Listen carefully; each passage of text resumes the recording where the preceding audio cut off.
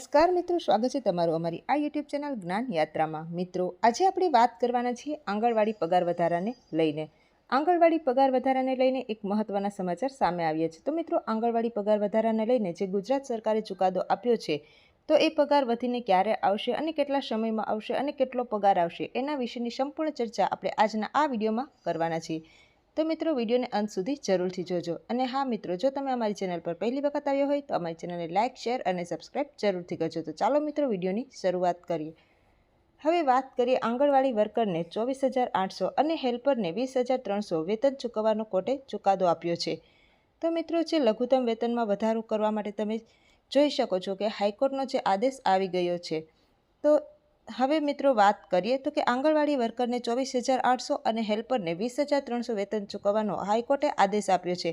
આંગણવાડી વર્કરને હેલ્પરના લઘુત્તમ વેતનમાં વધારો કરવાનો આદેશ આપ્યો છે। હવે મિત્રો વાત કરીએ તો કે રાજ્યભરની તમામ આંગણવાડી વર્કર અને હેલ્પરના લઘુત્તમ વેતનમાં વધારો કરવા હાઈકોર્ટ મહત્વનો ચુકાદો જાહેર કર્યો છે। કોર્ટે સરકારને એપ્રિલ 2025થી એરિયર્સના લાભો ચૂકવવા 6 મહિનાની અંદરમાં ચૂકવી દેવાનો આદેશ જાહેર કર્યો છે, જેમાં આંગણવાડી વર્કરને 24,800 અને હેલ્પર લઘુત્તમ વેતન સહિત 20,300નું વેતન ચૂકવવાનું કહ્યું છે। અને ત્યારબાદ અરજીમાં અરજદાર તરીકે તેમણે પણ કોર્ટના આદેશ મુજબ લાભો મળવાપાત્ર રહેશે। ત્યારબાદ મિત્રો વાત કરીએ જસ્ટિસ A.S. સુપૈયાની ખંડપીઠે હાઈકોર્ટ સિંગલ જજના નિખિલ કેરિયલ દ્વારા પગાર વધારવા માટે ઘણા બધા પ્રયત્નો અને પ્રશંસા કરી હતી। વાત કરીએ આંગણવાડી વર્કરના પગારના વધારામાં તો કે હાઈકોર્ટના આદેશથી હજારો આંગણવાડી વર્કરના પગારમાં વધારો કરવામાં આવ્યો છે।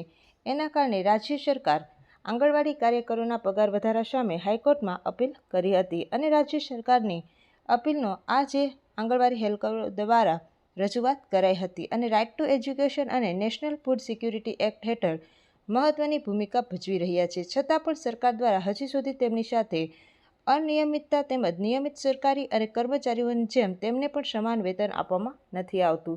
તો જો હાઈકોર્ટની ખંડપીઠે તેમની કાયમી જ કરવાનો હુકમને રદ કરવામાં આવ્યો છે, પરંતુ તેમની બાકી એરિયર્સ ચૂકવી દેવાનો આદેશ કર્યો છે। સૌથી મોટા સમાચાર તો એ છે કે હવે પછી આંગણવાડી વર્કરનો 24,800 જેટલો પગાર થઈ જશે। તો મિત્રો, આવી જ નવી અપડેટ મેળવવા માટે અમારી ચેનલને સબસ્ક્રાઈબ કરો, લાઇક કરો અને શેર કરજો। તો આવા જ નવા વિડીયો સાથે આપણે ફરીથી મળીશું। ત્યાં સુધી જય હિન્દ, જય ભારત।